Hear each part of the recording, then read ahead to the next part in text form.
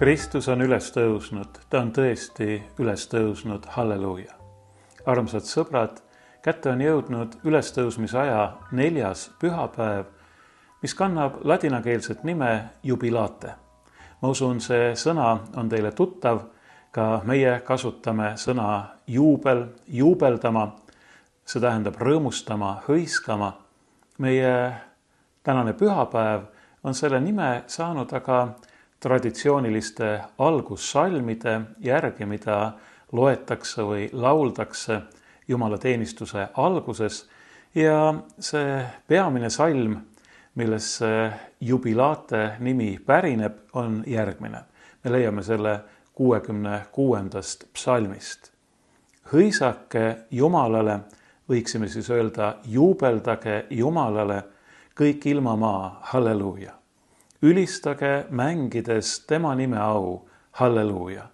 Andke temale au ja kiitust, halleluuja, halleluuja, halleluuja.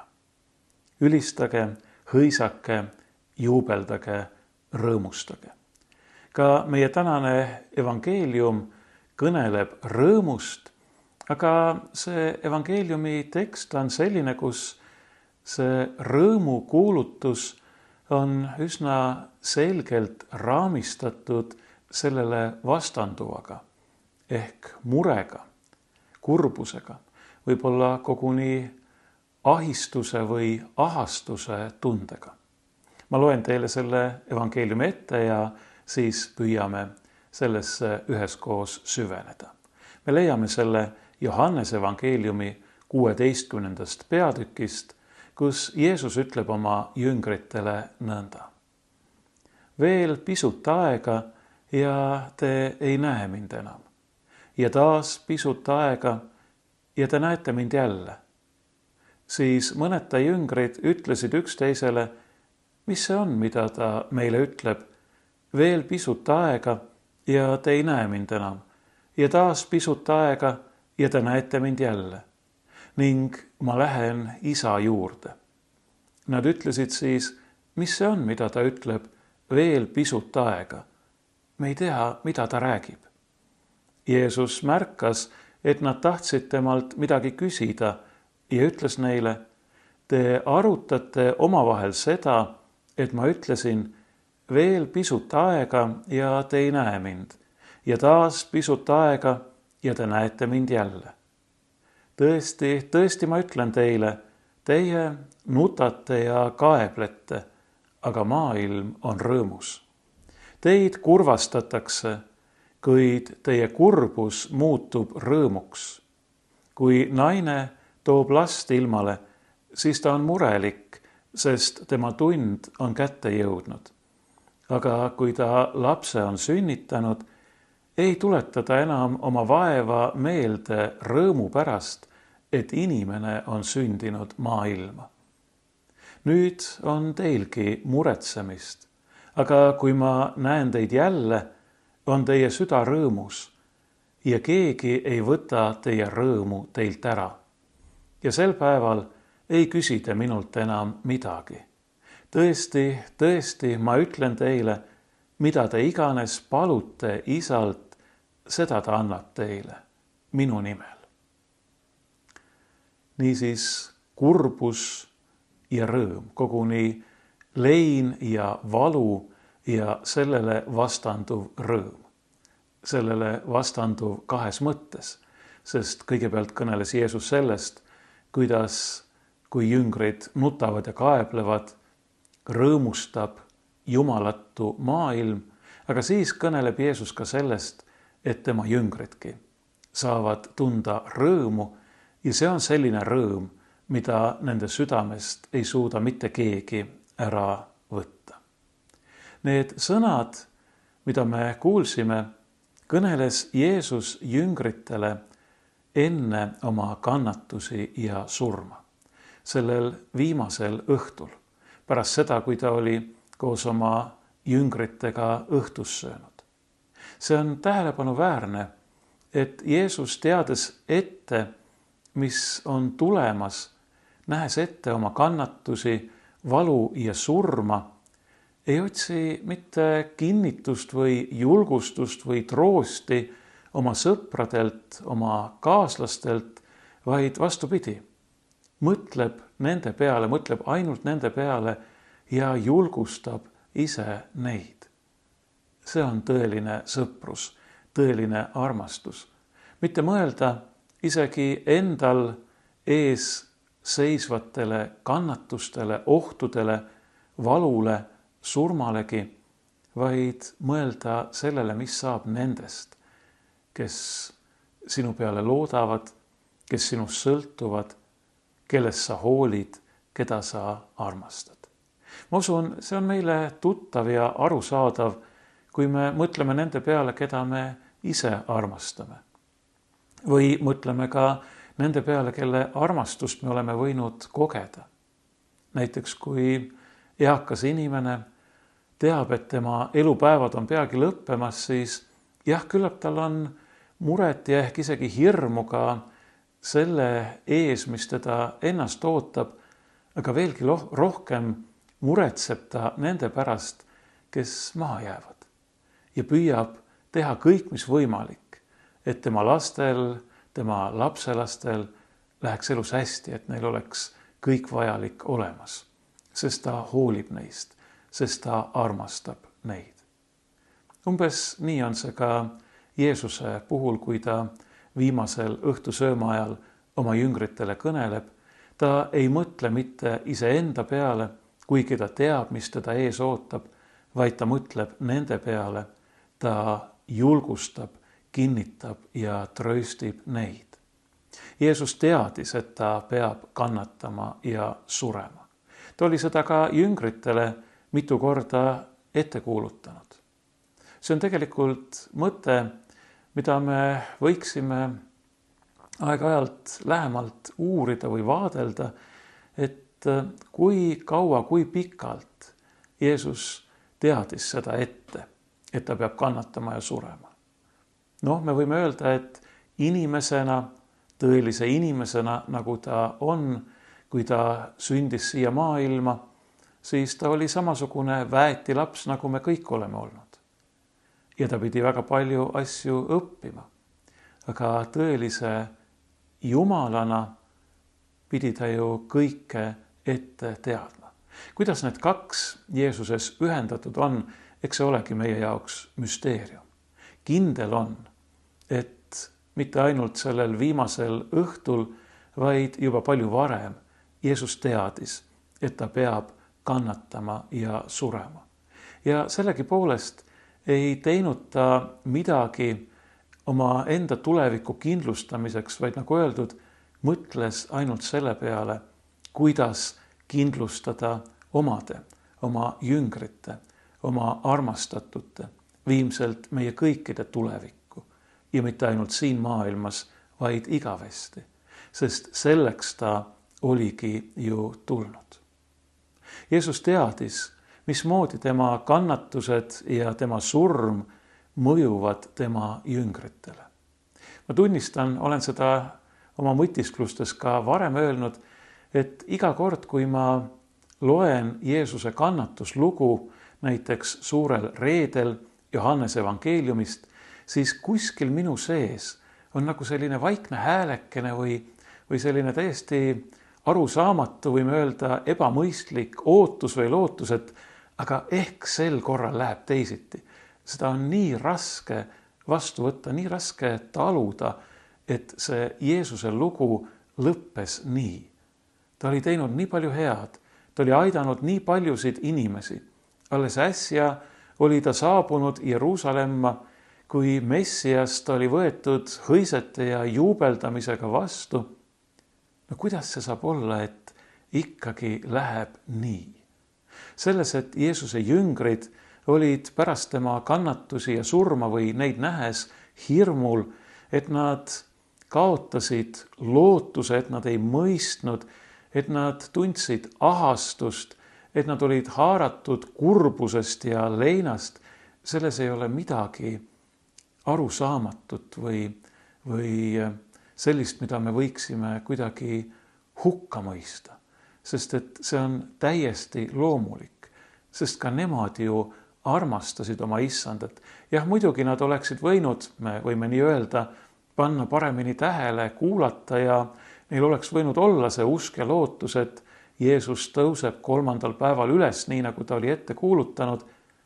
Aga isegi siis, kui neil see teadmine kuskil oli, näha pealt oma armastatud õpetaja ja issanda kannatamist ja surma, ei ole midagi imeks pandavat, et see täitis nad kurbuse ja ahastusega.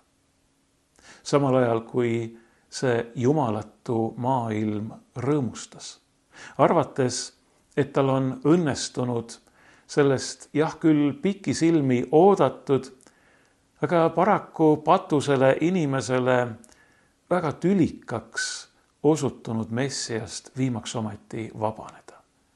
Jeesus oli tüliks. Kui me vaatame Jeesuse vastaste peale, siis jah, küllap ta ärritas neid, küllap neile ei meeldinud, et ta puudutas ka nende südametunnistust. Tuletame meelde seda lugu, kuidas Jeesuse juurde toodi keegi abielu rikkumiselt tabatud naine ja Jeesus ütles tema süüdistajatele, visaku esimene kivi, kes on ise ilma patuta. Ega meile ei meeldi see, kui meile südamesse taolisel viisil torgatakse, kui meie südametunnistus äratatakse ja meid süüdistama pannakse. Nii et küllap Jeesus ärritas või koguni vihastas tema vastaseid, aga põhiliselt me võime näha, et ta häiris neid. Ta tekitas neile tüli, neile probleeme.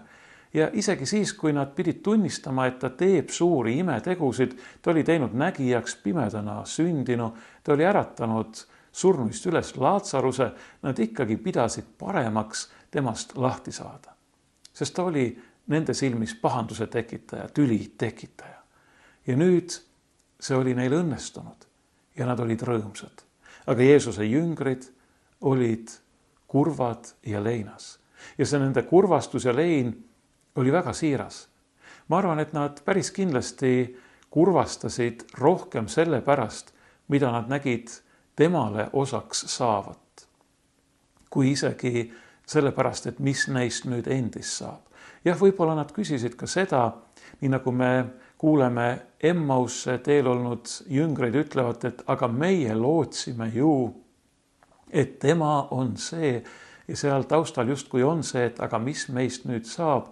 Siiski ma usun, et nende kurbus Jeesuse surma pärast, tema kannatuste pärast oli siiras ja isetu, sest et neil pidi olema ütlemata valus näha pealt kõike seda, mida tehakse sellele, kes ise oli teinud kogu oma elu kõik selleks, et teisi inimesi aidata, julgustada, trööstida, üles tõsta ja üles ehitada.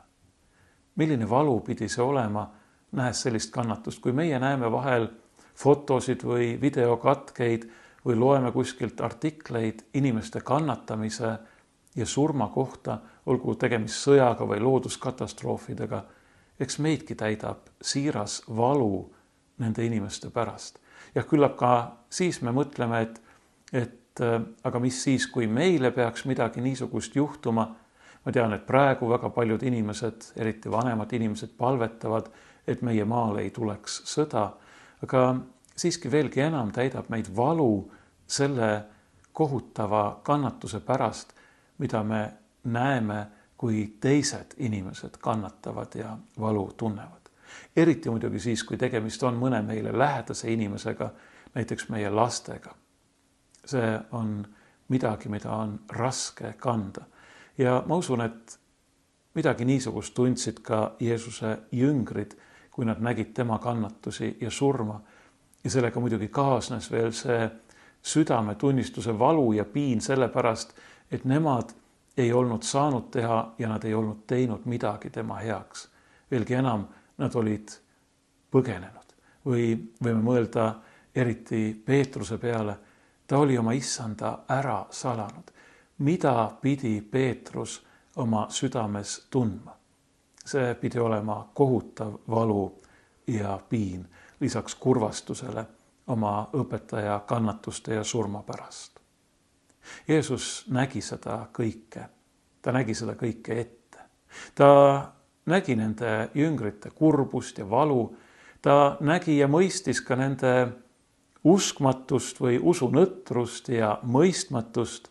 Aga seda kõike ette nähes me võime näha, et Jeesus mitte ei sõitle oma jüngreid, ei pahanda nendega, vaid tõepoolest tõelise armastusega trööstib neid, julgustab neid teadmisega, et nende kurbus muutub rõõmuks.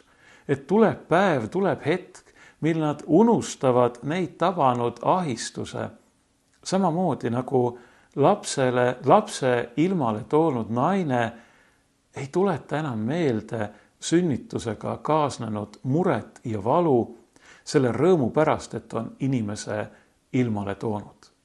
Jah, ma tean, et ega see valu päriselt meelest ei lähe, olen minagi kuulnud nii üht kui teist ema rääkivad sellest, et see oli raske ja valus ja see mure oli suur, sest et sa ju päriselt ei tea, mis ikkagi juhtub, aga siiski see rõõm lapse sünnist, see ületab ja tegelikult katab kinni kõik selle mure, selle valu ja ka need kannatused ja katsumused.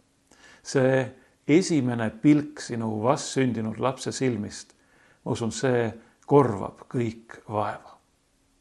Jeesus tunneb meid, mitte ainult jüngreid ta ei tundnud, vaid ta tunneb meid kõiki läbi ja läbi. Ta teab meie muresid, meie kartuseid, meie hirme, meie mõistmatust või arusaamatust või seda otsimist, mis on meie sees. Ta tunneb ka meie kibedust ja meie pettumusi, ka meie lootusetust ja ahistust või koguni meeleheidet, kui me peaksime sellesse sattuma. Ta tunneb seda ja ta teeb kõik, et meid selles kõiges aidata, et meid sellest mure sügavikust, nendest põhjatumatest sügavustest, nagu psalmis lauldakse, välja tõsta. Et meid aidata, et kinkida meile, mida me vajame. Või nii, nagu ta ise ütleb, mida me palume isalt, tema nimel, tema peale mõeldes, kogu oma lootust tema peale andes. Ta aitab, trööstib, julgustab, kinnitab ja õnnistab meid nii siin selles praeguses elus, nii suurtes kui ka pisikestes asjades, aga veelgi enam kõiges selles, mis on seotud igavikuga. Sest ta on ju tulnud selleks, et päästa meid mitte ainult elu muredest, vaid ta on tulnud eeskätt selleks, et päästa meid igavesest surmast ja hukatusest.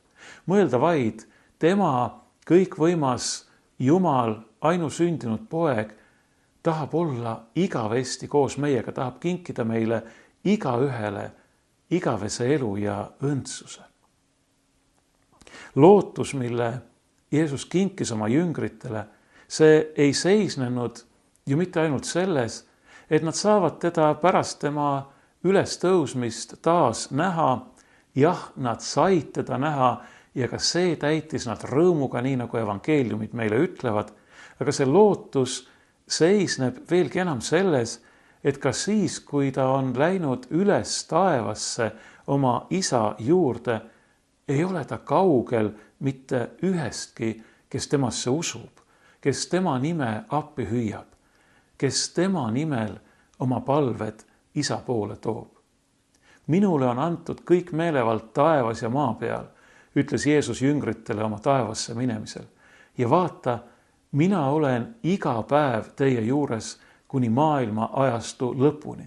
Ja sealt edasi muidugi igavesti siis, kui me näeme teda palgest palgesse. Sellel päeval, mil me ei pea, nii nagu ta ütles oma jüngritele, temalt enam mitte midagi küsima, sest kõik on selge.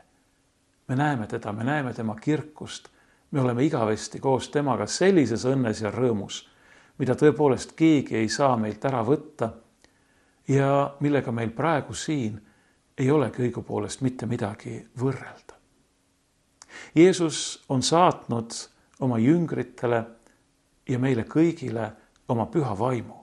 Ta on kinkinud meile selle tõelise kõikvõimsa lohutaja ja eestkostja, kes kinnitab ja kasvatab meid usus ja lootuses, kes ühendab meid isa ja pojaga, kes juhib meid kogu tõesse meie enda kohta, meie tõelise olukorra kohta Jumala ees.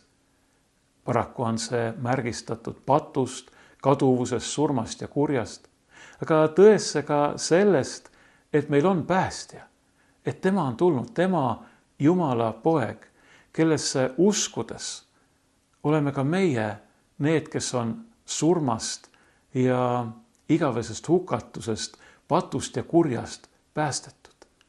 Ta on võitnud. Meie usk on see võit, mis võidab ära maailma, ütleb apostel Johannes. Meil ei ole mitte midagi karta. Me võime avada oma südamed tõelisele rahule ja rõõmule, mille Jeesus on tõotanud meile kinkida, mille ta on meile kinkinud ja mida mitte keegi ei saa meilt ära võtta. Nagu öeldud, Jeesus rääkis need sõnad õhtul enne oma kannatamist ja surma, mõeldes nende peale, kes teda nähes, tema kannatusi ja surma nähes, ise peavad kannatama. Langevad kurbusesse ja leina, võib-olla tõelisse meeleheitesse ja masendusse. Jeesus mõtles nende peale ja ta mõtleb meie peale. Ta näeb ka meie muret, ta näeb meie kurbust, ta näeb ka meie kannatusi ja ta ei ole meist kaugel. Ta on meie juures. Ükskõik millises olukorras me ka oleme, kui lootusetuna see võib näida, me võime alati tõsta oma silmad tema ristile, teades, et ta on tulnud selleks, et jagada meiega kõike, kuni lõpuni, kuni surmani. Aga ka selleks, et meie võiksime jagada temaga kõike, kuni taevase kirkuse ning igavese õnne ja rõõmuni.